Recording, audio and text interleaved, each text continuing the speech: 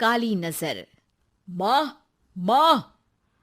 अरे क्या माँ माँ कर रहा है? बकरी का बच्चा है क्या? अरे माँ, मजाक छोड़ो। मुझे फाइनली वो मेन चौराहे वाली दुकान मिल गई है।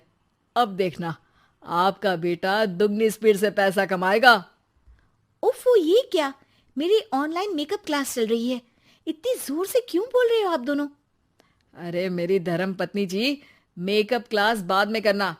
वो चौराहे वाली दुकान मिल गई है हमको। अरे वाह!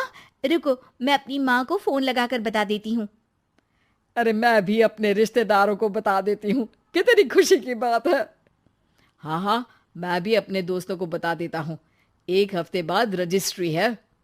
बस, घर में खुशी का मौका था। उन तीनों ने अपने अपने फोन उठाए और लोगों में बात फैलाना शुरू कर दिया। और रही सही कसर, श्वेता बहू ने अपने पड़ोस में सबको बताकर कर दी। अरे वर्मा आंटी, अब हम भी जल्दी कार ले लेंगे। घर का रेनोवेशन होगा और ठाट से रहेंगे हम भी। अरे, ऐसा क्या हुआ? लॉटरी बाटरी लग गई है क्या? अरे, इस बार चौराहे वाली मॉल में हमको भी दुकान मिल गई है। दुकान नंबर 21, जो एकदम चौराहे पर है। अब ग्राहक बढ़ेंगे तो आमदनी भी बढ़ेगी ही ना। अरे वाह, कितनी खुशी की बात है। मैं बहुत खुश हूँ तुम्हें इतना खुश देख के। बाकी एक बात कहूँ, सबको मत बताते फिरना। किसी की नजर लग जाएगी तो खुशी की खबर वापस लौट जाएगी। हैं? ऐसे थोड़ी ना होता है। अब डरा रही हो? अरे सही कह रही हूँ। काली नजर कहते हैं इस चीज को, जब आप किसी को कुछ बताओ और वो काम बिगड़ जाए। अरे लेकिन मैं तो। तुमने सबको बता दिया ना? हाँ, फोन लगा लगा के। अब बच के रहना। काली नजर बड़ी खतरनाक होती है। श्वेता इतनी खुश रहती है कि वो वर्मा आंटी की बात पर ध्यान ही नहीं देती, जबकि पड़ोस में और भी लोगों से खुशी की खबर शेयर करती रहती है। अगले दिन राजेश बहुत दुखी होकर घर आता है। अरे बेटा, क्या हुआ? मुंह क्यों सूजा हुआ है? मधुमक्खी ने काट लिया क्या? माँ, वो दुकान किसी और के पास चली गई। किसी ने ज्यादा भाव लगा दिया। अरे पर बात तो आपसे हुई थी ना उस दुकान वाले की। हाँ, आज मैं टोकन अमाउंट देने गया था, तब मुझे पता चला। कोई आकर सुबह मुझसे पहले ही ज्यादा अमाउंट दे गया। हम्म, काली नजर। क्या? क्या कहा? वर्मा आंटी ने समझाया था कि किसी को बताना मत, वरना काली नजर लग जाएगी। अच्छा, तुम्हें उनकी बात मान लेनी चाहिए थी। उनकी बात मान लेती, लेकिन उसके पहले ही सबको बता चुके थे ना हम तीनों। अरे अगली बार से ध्यान रखेंगे। कोई भी नई चीज होगी तो किसी को नहीं बताएंगे। तीनों कुछ दिन ऐसे ही रहते हैं, पर एक दिन श्वेता को एक मेल आता है। राजेश, मेरा ऑनलाइन मेकअप कोर्स कंप्लीट हो गया। अब मैं खुद का पार्लर खोल सकती हूँ। अरे वाह, अपने मोहल्ले में ही खोलते हैं। ये जो घर के सामने दुकान है ना, वहीं। हाँ, यहाँ सस्ती भी मिल जाएगी। अगले दिन श्वेता वर्मा आंटी के पास जाती है, मिठाई का डब्बा लेकर। अरे आओ आओ, कैसे आना हुआ? जोर से नहीं बोलूंगी। वो सामने वाली दुकान है ना, वहां मैं अपनी पार्लर की दुकान खोलने वाली हूँ। उसकी मिठाई है। अरे वाह, बहुत बधाई हो तुमको। हाँ, मैं कमाने लगूंगी तो राजेश पर पूरे घर का बोझ नहीं रहेगा ना आंटी जी। ये तो है। पर ये बता कि तूने ये बात किसी और को तो नहीं बताई ना? अरे नहीं नहीं, पिछली बार गलती कर दी थी। काली नजर लगी किसी की और राजेश के हाथ से वो दुकान चली गई थी।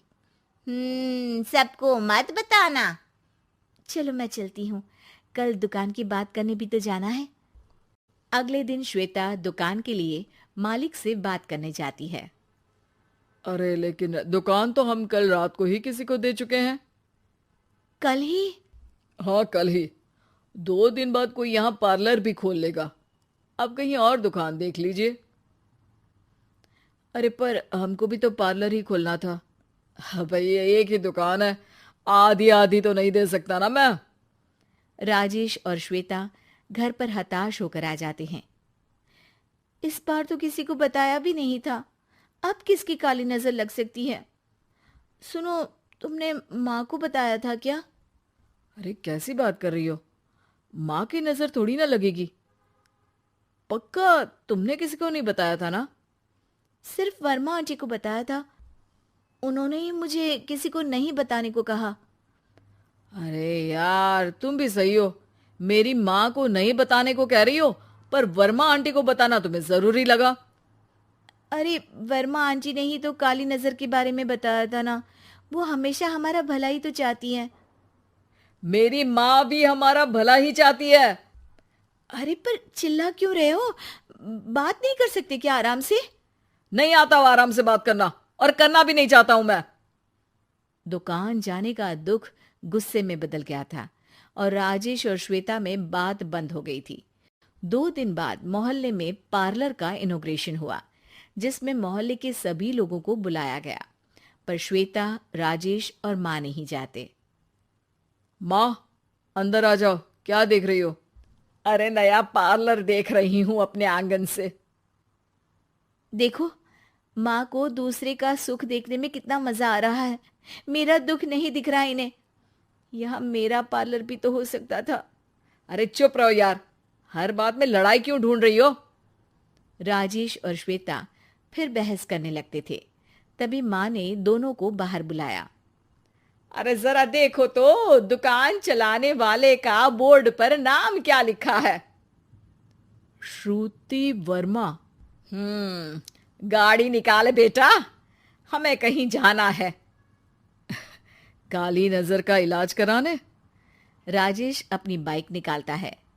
तीनों ट्रिपलिंग कर रहे हैं। माँ राजेश को उस मॉल वाली दुकान पर लेकर जाती है जहां राजेश अपनी दुकान खोलने वाला था।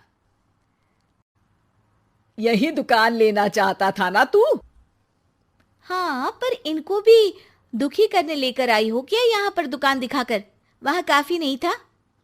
अरे श्वेता, थोड़ा सब्र रख, अभी पता चलेगा कि हम यहाँ क्यों आए हैं। बता, इस दुकान चलाने वाले का नाम क्या है? अनुपम वर्मा। कुछ समझ में आया? वो दुकान वाली श्रुति वर्मा, ये दुकान वाला अनुपम वर्मा, और हमारे पड़ोस में हमने उस दुकानों के बारे में बताया किसको था? अब वर्मा आंटी को। मतलब वर्मा आंटी ही हमारा काम बिगाड़ रही है? नहीं नहीं, ऐसा नहीं हो सकता, ये बस इत्तेफाक है। राजेश अपना फोन निकालता है और श्रुति वर्मा और अनुपम वर्मा के नाम फेसबुक पर सर्च करता है, जहां ये दोनों ही वर्मा आंटी के रिश्तेदार होते हैं। श्वेता को समझ में आ जाता है कि वर्मा आंटी की ही नजर काली नजर है। अब क्या करना है? कोई भी खुशी की खबर हो तो काली नजर से बचना है, यानी वर्मा आंटी से बचना है। अरे पर मुझे ये समझ में नहीं आया कि वो हमारे साथ ऐसा क्यों करेंगी।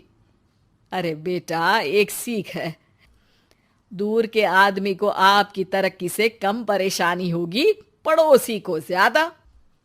दोनों माँ की बात में हामी भरते हैं और अगला काम चुपचाप करने की कसम खाते हैं, ताकि आगे से वर्मा आंटी कोई काम ना बिगाड़ सके।